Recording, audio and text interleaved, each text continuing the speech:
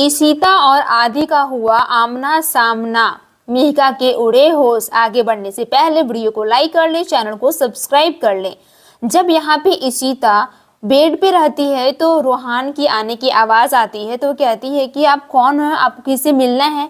पर जैसे ही पता चलता है आलिया और इशिता को कि ये रूहान है, तो उससे बात करते हुए कहती है कि आप ठीक हो। तो इशिता कहती है कि हाँ मैं ठीक हूँ, पर आप मेरे लिए इतना कुछ किए, यहाँ पे मिलने के लिए आए, ये बहुत बड़ी बात है। जहाँ पे वो रूहान कहता है कि मैं इम्पोर्टेंट ये नहीं है कि मैं आपसे मिलने के लिए आया हूँ, इम्पोर्टेंट यह है कि मैं ये कॉन्ट्रैक्ट नहीं ले सकता। मैंने ऑलरेडी जो दूसरे क्लाइंट है मैंने उसके साथ कॉन्ट्रैक्ट लिया है और फिर डबल वो मेरे अमाउंट पे कर रहे हैं।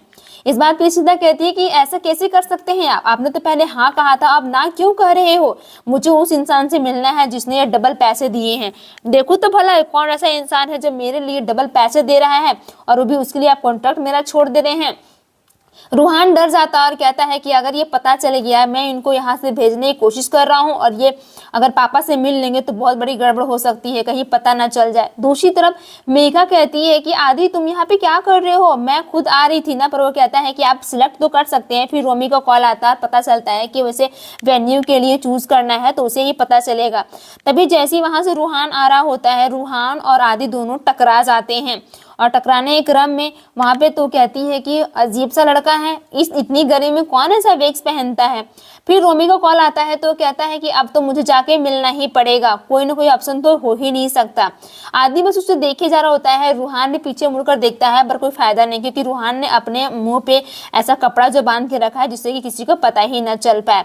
दूसरी तरफ जब सुबह की बदमाशियां शुरू हो जाती है तो वहां पे बाला बहुत परेशान हो जाते हैं और कहते हैं कि तुम्हारी हिम्मत कैसी हुई, तुम्हारा तो एक ही काम है, बस तुम दिन भर लैपटॉप में बैठो और बैठ के फालतू का इधर उधर बात करो। अभी आलिया भट्ट, में पता है कि आलिया भट्ट कितनी बड़ी सेलिब्रिटी है, वो इससे कांटेक्ट क्यों कर सकती है। हो सकता है कि इसके नाम पे, आलिया भट्ट के नाम पे कोई और इससे ये करवाने की कोशिश कर रहा है जिससे कि बहुत बड़ा बखेड़ा खड़ा हो सकता है। इस बात पे वो दोनों घबरा जाते कहते हैं कि हे भगवान, मेरा बेटा कहीं गलत रास्ते में तो नहीं जा रहा है।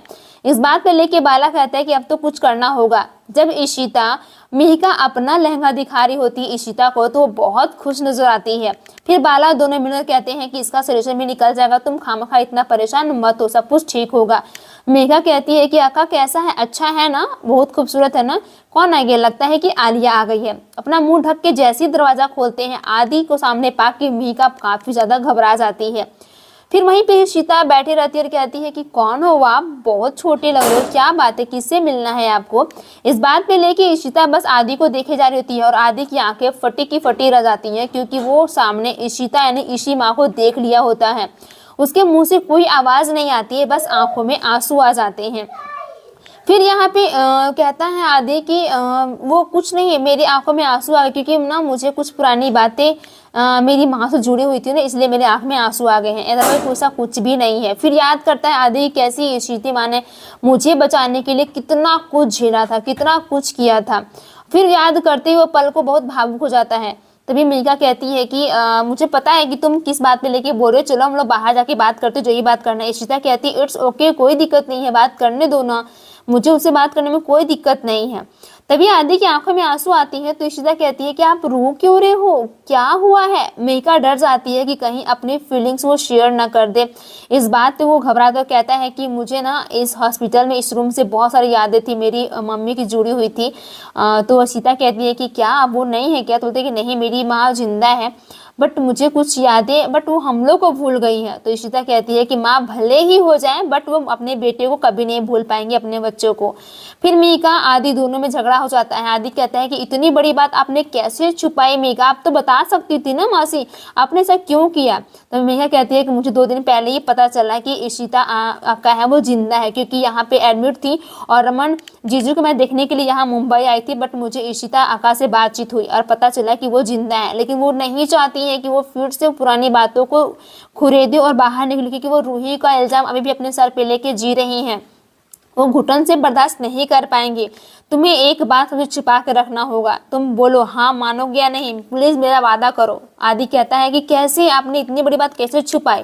तो कहते हैं सब धीरे धीरे पता चलेगा, बट तुम किसी को यह बात नहीं बताओगे। आदि कहता है कि ठीक है, पर मुझे एक बार फिर उनको देखना है, आप कुछ भी नहीं बोलोगे। मेघा कहती है लेकिन तुम उनके सामने कोई भी ऐसा नहीं करोगे जिससे कि उनको दिल पे जख्म पे हरा हो और वो बात को दोहराएं।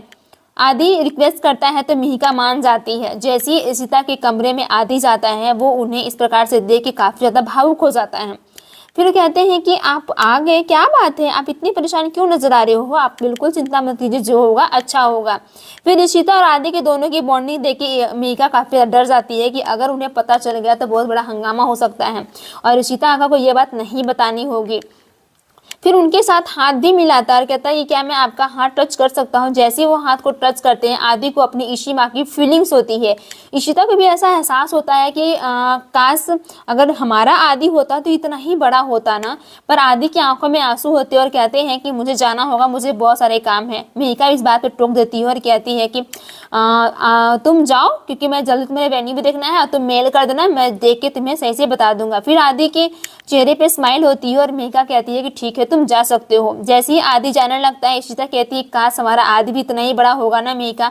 पर आदि चाह कर भी अपने इशी माँ को अपनी सच्चाई नहीं बता पाएगा। इधर पता चलता है मन्नी को कि इशिता गई है रमन से मिलने के लिए, लेकिन उसे पता नहीं है। फुल एपिसोड देखने के लिए जियो प्लस हॉटस्टार या फिर स्टार प्लस पे अवेलेबल है, आप वहां पे भी देख सकते हैं।